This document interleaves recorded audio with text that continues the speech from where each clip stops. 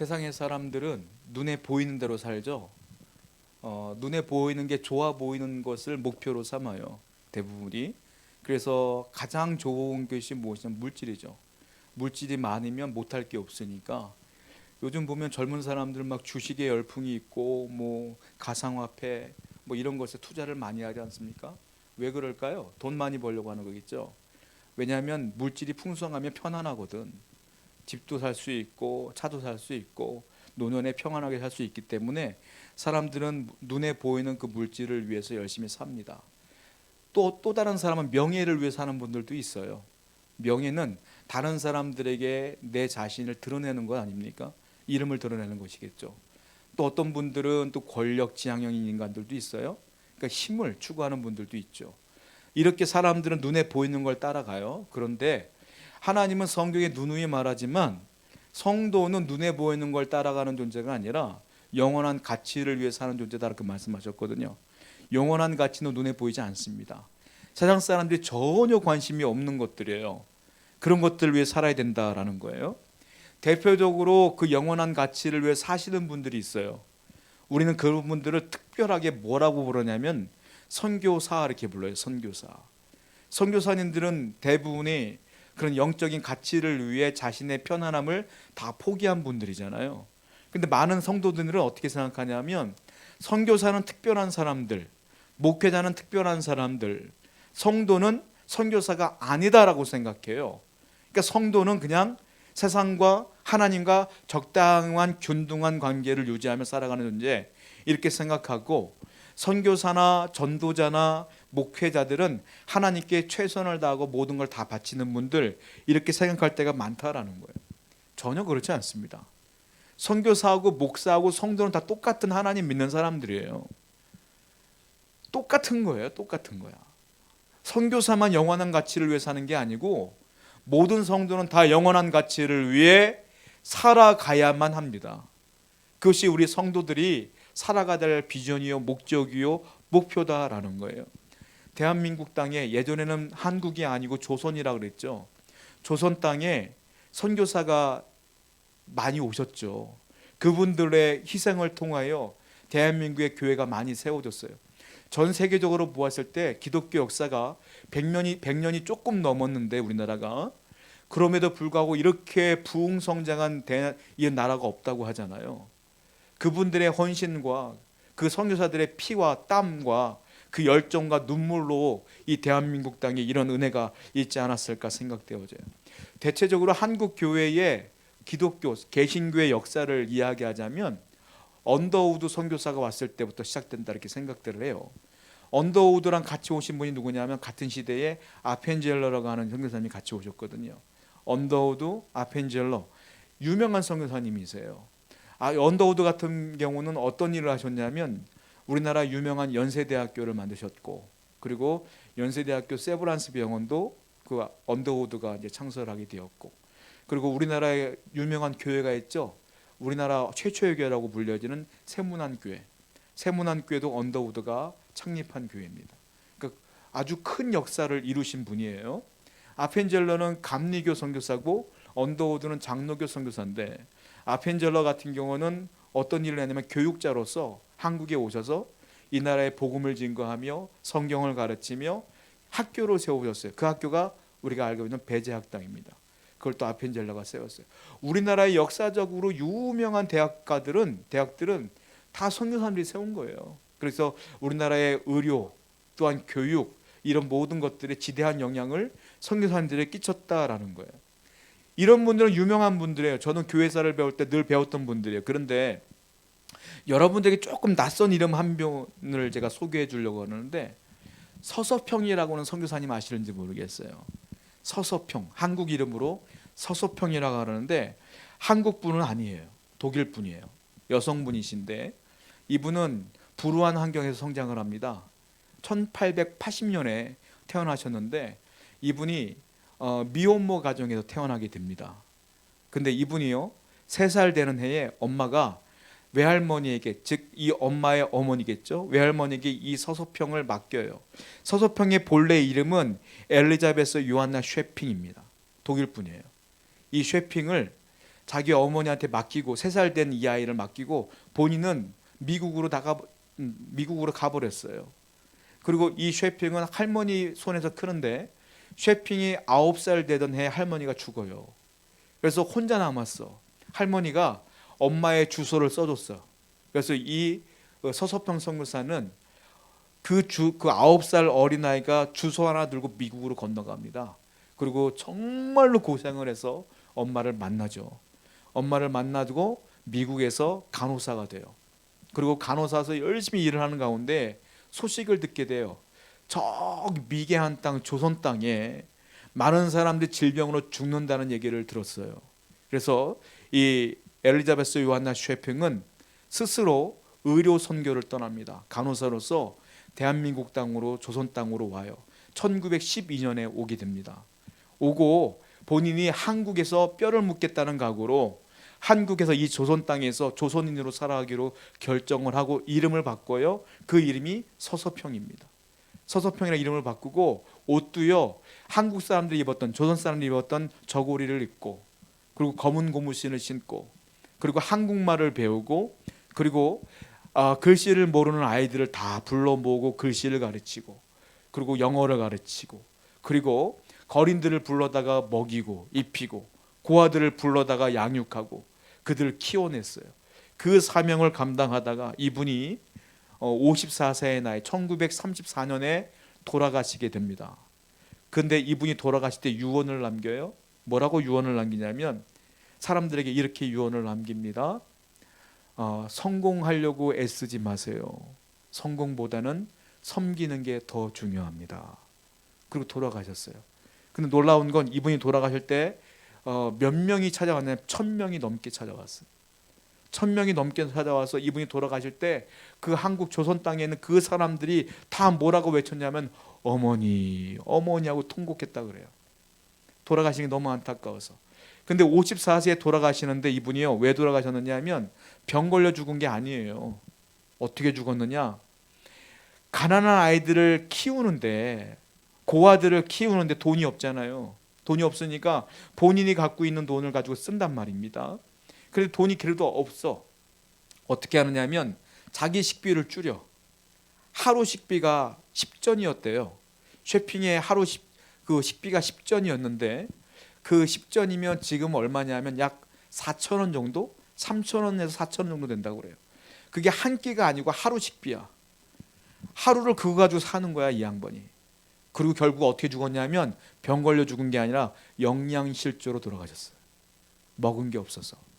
다 아이들에게 나눠주다 보니까 유류품이 생겼어요. 유품이 생겼는데 유품이 뭐가 있었냐면 노숙자들, 거린들에게 담요를 나눠줬대요, 이분이. 그런데 다 나눠주고 본인 담요 하나만 남겼는데 그것도 하나도 너무 많다고 생각해서 반으로 쪼갠 거야. 그 반도 나눠주고 반 배만 덮고 주무셨대요, 평생을. 그 담요 반 쪼가리 하나, 그리고 동전 7개, 그리고 옥수수 가루, 강냉이 가루 2홉, 이게 전 재산이었다고 합니다. 그냥 편안하게 살면 되는데 조선 땅에 와서 그렇게 살다 돌아가셨어요. 그분의 얼굴 한번 보여드릴게요. 저분이에요. 인상 참 좋지 않습니까? 저분이 그렇게 살다가 54세에 돌아가신 거예요. 저분이 서서평 선교사님이십니다. 한국 분들이 1000여 명이 넘어와서 어머니, 어머니라고 외쳤던 분이에요. 자, 여분이 마지막으로 한 말 기억하십니까? 성공하려고 하지 마세요. 섬기는 것이 최고입니다. 그리고 자기는 섬기는 모습을 보인 것이죠. 여러분, 왜 대한민국 땅에 언더우드, 아펜젤로, 서서평 이런 분들이 와서 왜 생고생을 하시다가 돌아가셨을까요? 왜 이 땅에 와서, 미개한 이 나라에 와서 왜 와서 그 고생을 하다가 억울하게 힘들게 살다 돌아가셨냐는 거예요. 그분이 이름을 알리려고? 유명해지려고? 조선 땅에 오면 돈 벌려고? 아니잖아요. 왜 왔어요? 이유는 딱 하나야. 뭐 때문에? 예수님 때문에 오신 거예요. 예수님 때문에. 예수님의 은혜가 너무 크니까 그 은혜를 전해주고자 온 거야, 그냥. 그 예수님 때문에 와서 그분들은 원망하다 돌아가신 분들이 하나도 없어. 그냥 감사하며 섬기다가 그냥 돌아가신 거예요, 다. 원망하셨으면 돌아가셨겠지, 미국으로 다. 근데 아무도 안 가고 이 땅에서 돌아가신 거예요. 아펜젤러 같은 경우는 우리나라 양화진이라는 데 있지 않습니까? 선교사님들의 무덤이에요. 거기 묻히셨잖아요. 다 복음 하나 때문에 그래. 복음 하나 때문에. 선교사가 대단한 게 아니에요. 이분들이 처음부터 선교사였을까요? 이분은 간호사예요. 그런데 왜 선교사예요? 예수님을 너무 사랑하니까 그 복음을 증거하다 보니까 우리가 선교사라고 부르는 거지. 전도와 선교는 차이가 있어요. 전도는 내국인들, 문화가 같은 사람들에게 복음을 전하는 게 전도고요. 선교는 다른 문화권에서 복음을 전하는 게 선교야. 그러니까 전도나 선교나 똑같은 거예요. 그러니까 여러분들도 전도하면 선교사예요. 쉽게 말하면. 근데 선교사라는 이름은 따로 있는 게 아니라는 거예요. 자, 디모데후서 말씀 한번 읽어보겠습니다. 바울이 이렇게 말하죠. 디모데후서 4장 6절부터 8절입니다. 시작. 전자와 같이 나의 떠날 시간이 가까웠도다. 나는 선한 싸움을 싸우고 나의 달려갈 길을 마치고 믿음을 지켰으니 이제 후로는 나를 위하여 의의 면류관이 예비되었으므로 주 곧 의로우신 재판장이 그날에 내게 주실 것이며 내게만 아니라 주의 나타나심을 사모하는 모든 자에게 노니라. 이렇게 말하고 있어요. 바울이 뭐라고 말하냐면 자기 자신을 얘기하는데, 자 6절에 전제와 같이 내가 벌써 부어졌다 이렇게 표현하고 있어요. 전제가 무엇이냐면 하나님께 제사를 지내는 방법입니다.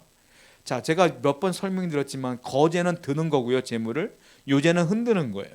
전제는 뭐냐면 포도주를 붓는 거예요. 붓는 거야. 그러니까 사도 바울이 뭐라고 표현하고 있냐면 나는 하나님께 전제와 같이 부어졌다 이 말이에요. 즉 이건 무슨 말이냐? 나의 피와 나의 눈물과 나의 생명은 이미 하나님 앞에 부어졌다. 그리고 7절에 보니까 나는 선한 싸움을 싸웠다. 달려갈 길을 다 마쳤다. 믿음을 지켰다. 이제 후로는 나는 의의 면류관을 받을 것이다. 거의 유언과 같아요. 이게 무슨 말이냐? 나는 온 힘을 다하여 주님께 전제와 같이 내 모든 걸 쏟아 부었다라고 말하는 거잖아요. 사도 바울이 왜 이런 삶을 살았을까요? 왜 주님을 위해서 이렇게 살았을까요? 우리가 알다시피 사도 바울 얼마나 고생을 많이 했어요. 죽을 뻔하고, 아니 심지어 죽었다 살아났어요. 이분은 죽었는 줄 알았어. 사람들이 죽었으니까 죽은 줄 알았겠지. 근데 하나님이 살려줬잖아요. 전도하라고. 그런 경험을 하면서까지도 왜 살았느냐는 거예요. 왜? 주님의 복음이 너무 감사하니까. 주님이 날 살려준 게 감사하니까 자연스럽게 본인도 그 복음을 증거하며 산 거 아닙니까? 그럼 선교사가 대단한 게 아니에요. 여러분들이 복음의 은혜를 받았으면 자연스럽게 그 복음을 증거하는 삶, 그것이 우리의 삶이 되어야 된다는 거 아니겠어요? 사도 바울이 그렇게 살았고 예수님도 그렇게 살았고 제자도 살았고 수많은 초대교회 선지자들 다 그렇게 살았어요. 성도라면 다 그렇게 살아야 되는 거 아니겠느냐? 복음을 위해 살고 복음을 위해 죽는 거잖아요. 사도 바울을 우리가 흔히 알 때 그냥 순교했다 이렇게 말하잖아요. 그래서 제가 그 전설에 의하면, 전승에 의하면 사도 바울이 목이 잘려 죽었다고 합니다. 근데 여러분 알다시피 단두대는 이때 없었어요. 단두대로 죽은 게 아니에요. 어떻게 죽었냐면 고통스럽게 죽이려고요. 도끼로 죽였대요. 도끼로 목을 잘랐대. 한 번에 안 잘라도 되겠지. 여러 번 쳐갖고 자른 거예요. 그러니까 사도 바울이 얼마나 고통스럽게 죽었겠어요. 그런데도 불구하고 그렇게 죽는 걸 뻔히 알면서도 복음을 위해 살다 복음을 위해 죽었고 나는 전제가 되었다. 다 쏟아부었다라고 하나님께 고백하는 거 아니겠어요? 우리 대한민국은 선교사들의 핏값으로 세워진 교회 아닙니까? 여러분들의 이 복음도 이 믿음도 그분들의 핏값으로 흘러 와서 우리가 생긴 거 아니겠어요? 아까 제가 서소평 선교사가 마지막으로 유언한 거 기억하시죠? 성공보다는 섬기세요. 고백하지 않았습니까? 이게 정답이야. 예수님은 뭐라 그랬어요? 나는 섬기러 왔노라. 그러면 성도도 섬기는 존재가 돼. 예수님처럼. 성공은 뭐예요? 내 이름이 알려지는 게 성공이야. 성공은 뭐예요? 다른 사람들이 와 하고 부러워하는 게 성공이야. 왜? 사람들은 다 눈에 보이는 걸 좋아하니까 그들이 와 부러워하는 건 내가 성공했다는 거니까. 그런데 성경은 누누이 말하고 있어요. 성공이 중요한 게 아니야. 섬기러 왔노라. 섬겨라 이거예요. 섬기는 건 뭐예요? 내가 손해보는 거예요. 내가 참는 거야. 내가 다 그들에게 나눠주는 거야. 이게 섬기는 거 아니겠어요? 주님은 어디까지 섬겼어요? 당신의 목숨을 십자가에 우리에게 줄 때까지 섬겼어요. 모든 선교사가 그랬던 것처럼 모든 분들도 그렇게 살아야 된다는 거예요. 누가복음 말씀 볼까요? 17장 10절입니다. 시작. 이와 같이 너희도 명령받은 것을 다 행한 후에 우리는 무익한 종이라 우리가 해야 할 일을 한 것뿐이라. 자 보세요. 우리는 무익한 종이라 아주 훌륭한 일을 했어요. 사람들이 칭찬했겠죠. 근데 뭐라고 말해요? 우리는 무익한 종이라 우리가 하여야 할 일을 한 것뿐이라. 야 해야 할 일을 한 것뿐인데 뭘 우리가 잘했다고 칭찬하고 있니? 우린 무익한 종이야. 누가 했다는 거예요? 하나님의 은혜로 한 거야. 복음이 먼저 내게 왔기 때문에 나는 당연히 한 거야. 나는 아무것도 아니야. 무익한 종이야. 이게 섬기는 거예요. 여러분들은 값없이 은혜를 받았잖아요. 값없이 은혜를 받았으면 나 혼자 은혜 받다 평생 수십 년 예배하다가 은혜 받고 예배하다가 은혜 받고 살라 이런 뜻으로 준 게 아니에요. 그 은혜를 값없이 받았으면 이 수많은 성경 속의 인물들처럼 선교사들처럼 그 은혜를 흘려보내야죠. 심어야죠. 그게 뭐예요? 복음 전파요. 그게 섬기는 거예요. 그게 우리의 사명이 되어야 된다는 거예요. 나를 위해서는 정말로 최선을 다하면서 주님을 위해서는 아무것도 안 하잖아. 우리는 주의 복음을 위해서 뭘 하고 있느냐는 거예요. 오늘 본문은 이렇게 고백하고 있어요. 고린도전서 3장 6절부터 7절입니다. 시작. 나는 심었고 아볼로는 물을 주었으되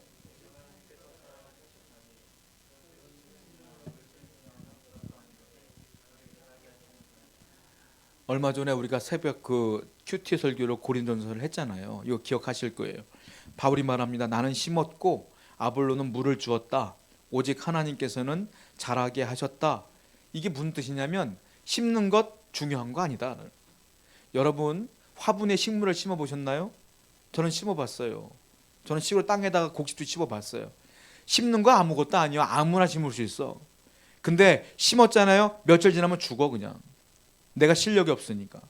심는 건 아무것도 아니에요. 물 주는 것 중요한 것 같죠? 그것도 아무것도 아니에요. 왜냐하면 어떤 식물은 물을 자주 줘야 되고 어떤 식물은 물을 자주 주면 죽어요. 그걸 잘 모르면 물을 계속 줬는데 죽는 경우도 있어요. 그러니까 물 주는 것도 아무것도 아니야. 진짜 중요한 게 뭔지 아세요? 하나님은 자라게 하시느니라. 자라게 하시는 게 중요해. 이건 뭡니까? 하나님께서 필요할 때 비를 주시고 필요할 때 해를 주시고 필요할 때 바람을 주시고 필요할 때 서리를 주시고 필요할 때 추위를 주시고 그렇게 해서 하나님이 튼튼하게 건강하게 자라게 하시기 때문에 바울이 말하는 거예요. 심는 거 아무것도 아니야. 난 심었지만 아무것도 아니야. 아볼로는 물을 줬지만 아무것도 아니야 라고 말하는 거예요. 바울이 이렇게 말한 이유가 있어요. 알다시피 고린도 교회는 파당이 갈렸어요. 파당이. 나는 바울파, 나는 아볼로파, 나는 게바파, 나는 예수 그리스도파, 패가 갈랐잖아요. 그러니까 그들에게 향하는 거예요. 바울은 물을 줬어. 맞아. 나는 물을 줬어. 근데 나 아무것도 아니야. 아볼로는 물을 줬어. 나는 심었고. 근데 그거 아무것도 아니야. 자라게 하시니 하나님이신데 모든 사람은 하나님을 바라봐야지. 이런 뜻으란 말이에요, 이게. 그러니까 사람은 아무것도 아니다라는 거 아니겠어요? 자, 또 성경을 볼게요. 고린도전서 1장 11절과 12절입니다. 읽어보겠습니다. 시작. 내 형제들아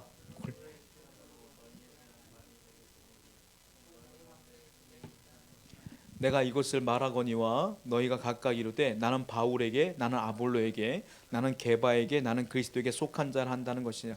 자, 패가 네 가지 패가 갈라졌죠. 우리가 아마 또 다른 패가 있을지도 모르겠어요. 여기 나와 있는 건 네 가지니까 바울파, 아볼로파, 게바파, 그리스도파 이렇게 네 개가 갈라진 거 한 교회에.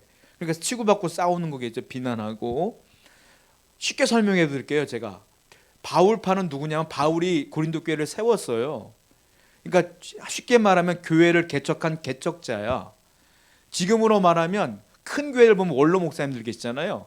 원로 목사님들의 교회를 세운 다음에 연세가 드시면 은퇴하며 두 번째 목사님을 모신단 말이야. 그러니까 어쩌면은 바울파는 원로파예요. 원로파, 원로 목사파. 지금으로 말하면 지금도요 원로 목사파, 담임 목사파 가려 싸우는 게 되게 많거든. 지금도 예배 따로따로 드리는 경우 되게 많아요. 나는 담임 목사님이 좋아. 나는 그래도 원로 목사님이 좋아. 그 싸우는 경우가 많아.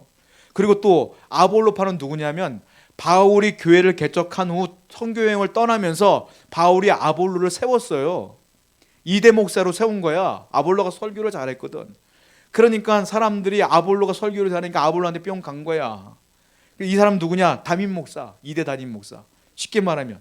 그러니까 2대 담임 목사파야. 아볼로파는 원로파, 담임 목사파가 싸우는 거야. 그 개바파는 뭐냐? 야, 다 필요 없어. 원조 제자는 베드로지.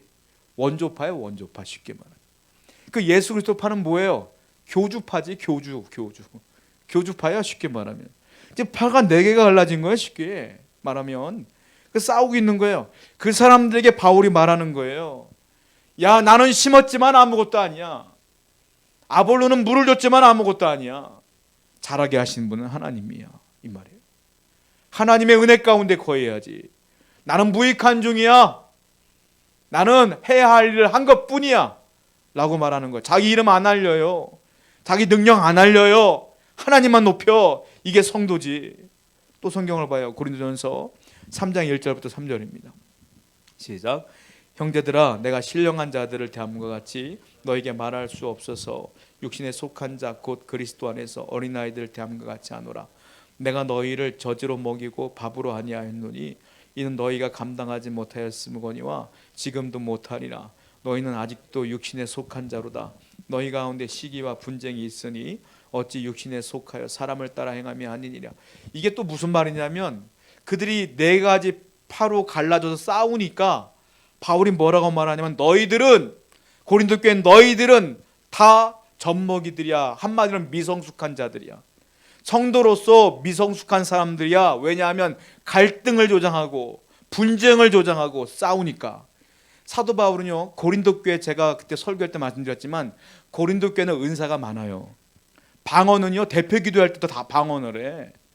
그러니까 툭 하면 막 은사가 튀어나와. 네 은사가 좋냐 내 은사가 좋냐고. 은사가 너무 많은 교회야. 그러니까 사람들이 고린도 교회 하면 대단한 교회인 줄 아는데 바울은 아니다라는 거예요. 바울은 은사가 많아도 너희들은 미성숙해, 이 말이에요. 왜? 바울의 척도는 뭐냐면, 성도는 뭐냐면, 성도는 신앙이 깊으면 깊을수록 화평을 만드는 자요, 평안을 만드는 자요, 기쁨을 만드는 자요, 감사하는 자가 신앙이 좋은 자다 이거예요. 은사가 많은 자가 신앙이 좋은 게 아니라 그 가운데 평안을 이루는 자가 신앙이 좋은 건데, 고린도 교회 너희들은 맨날 치고받고 싸우니, 갈등하니까, 패가 갈라지니까 너희들은 미성숙한 거야. 제대로 믿어야지 라고 말하는 거예요. 여러분 기억하셔야 돼요. 은사가 많은 교회가 좋은 교회가 아니에요. 사랑이 많고 섬기는 자가 많은 교회가 좋은 교회입니다.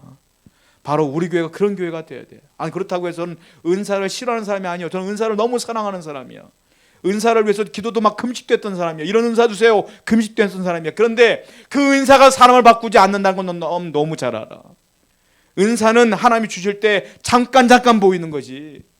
내 삶 속에서 영원히 지속되는 건 사랑이에요. 사랑. 은혜야, 은혜. 섬기는 거예요.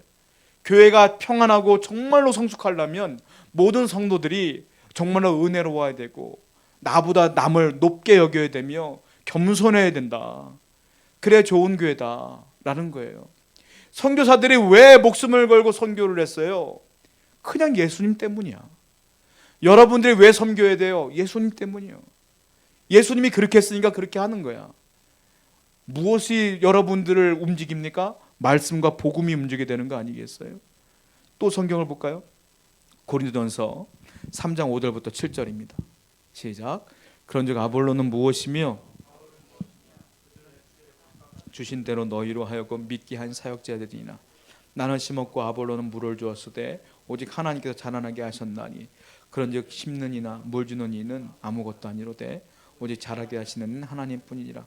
똑같은 말을 계속하죠. 그럼 바울이 뭐라고 말하냐면, 야, 나나 아볼로나 아무것도 아닌데 하나님께서 각각 주신 대로 너희로 하여금 믿게 한 사역자들인 것 뿐이야 라는 거예요. 즉 각각 주어진 사명이 있어. 바울은 뭐하는 사명? 심는 사명. 아볼로는 물 주는 사명. 아볼로는 설교를 너무너무 잘했어요. 은혜롭게. 바울보다 설교를 훨씬 잘했어. 그러니까 그 아볼로는 물 주는 사역이야. 그게. 그 바울은 전도를 너무너무 잘했어. 그러니까 심는 사역이야. 누가 잘났다가 아니라 이걸 합쳐서 하나님이 모든 사람들 잘하게 하신다. 사역자는 그냥 하나님이 주신 사명을 감당하다 보면 그것이 그룹이 되어지고 공동체가 되어져서 하나님의 은혜 가운데 성장하는 것이다 라고 말하는 거예요. 여러분 마찬가지예요. 우리 교회도 저는 설교자로 여기 서 있는 거지만 제가 훨씬 여러분보다 뛰어나기 때문에 여기 있는 게 아니야. 나는 하나님이 설교자로 그냥 세워준 거고, 그리고 교회에서요 지금도 방송하시는 분 계시는데 방송, 음향, 영상, 반주, 찬양 인도, 그리고 교사, 그리고 봉사, 그리고 뭐 식당 봉사, 이런 분들 다 어우러져야 교회가 윤택해지고 풍성해지고 아름답게 예배가 되는 거예요. 그 모든 것들은 뭐예요? 각각 맡겨진 대로 섬기는 거예요. 그것이 누구냐? 그것이 선교사다. 여러분이 선교사를 오해할 수가 있어요. 선교사는 내가 훈련을 한 1, 2년 받고 내가 정말로 정신무장을 완전하게 한 다음에 내가 해외로 가서 산다, 그게 선교다라고 하는데 아니에요 여러분. 물론 그분들은 정식 선교사지만 모든 성도가 선교사야. 모든 성도가. 어디에? 여러분들이 우리 교회에 오셨잖아요. 세우는 교회 있잖아. 여러분들이 섬기는 그 순간순간이 선교사의 사명이에요. 여러분 직장 생활을 통해서 거기서 하나님의 복음을 들고 살아가는 그 모습들이 전부 다 선교사의 사명이다. 우리는 선교사적 마인드로 살아야 돼. 교회가 부흥하고 성장하려면, 은혜로우려면 모든 이가 이런 마음으로 주님께서 주신 사명으로 나를 높이는 것이 아니라 겸손하게 섬길 때, 그 사명을 감당할 때 은혜로워진다. 그러니까 성도는 어떻게 되는 거예요? 열심히 주님이 맡겨준 사명을 감당하다가 사라지는 존재, 일하고 드러나는 존재가 아니라 일하고 사라지는 존재가 성도다. 초야에 묻혀야 돼. 우리는 주님만이 높아져야 돼. 그것이 여러분들이 나아가야 될 성도로서의 삶이다. 오늘도 여러분들이 그런 겸손함을 갖고 이번 주도 열심히 헌신하고 봉사하시면 우리 교회가 여러분들의 헌신 때문에 더욱더 부흥할 것이고, 여러분들의 그 헌신으로 인하여 하나님 나라가 확장될 줄로 믿습니다. 함께 기도하겠습니다.